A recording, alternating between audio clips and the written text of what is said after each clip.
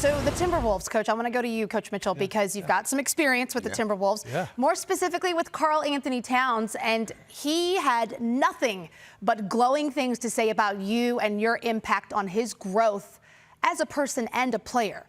What has that been like for him, his journey, and how has it impacted the team?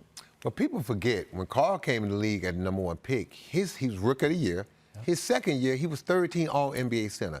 And then injuries and COVID just devastated this young man for a year and a half. Now that he's gotten through that tough period, he's on a team. They made some trades. They brought in DeAndre Russell. They drafted Anthony Edwards.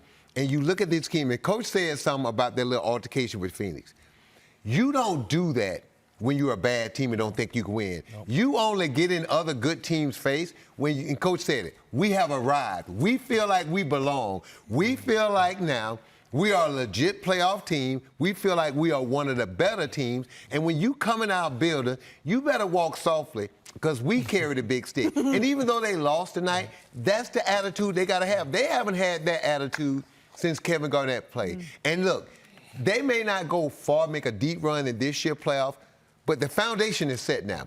Once you have a culture of winning, accountability, brotherhood, and that it's about we instead of me, then you can start growing and taking off. And whatever happens this year is a huge leap, but going forward, the future is bright in Minnesota because now Coach said it. They're starting to believe and feel like we belong. When you're not scared anymore, and looks like the game has slowed down for this team. And I also, you got to give a shout out to the coaching staff. They've done an unbelievable job. They play in space. They give guys freedom. They shoot the three. They play fast. They can play in the half court. And I think that's something, as we go on down this last 10 games in the playoffs, Coach, who can play in the half court when the NBA slows down here in about 3 weeks, right? Who can do it? And they got a guy that can win a matchup in Towns.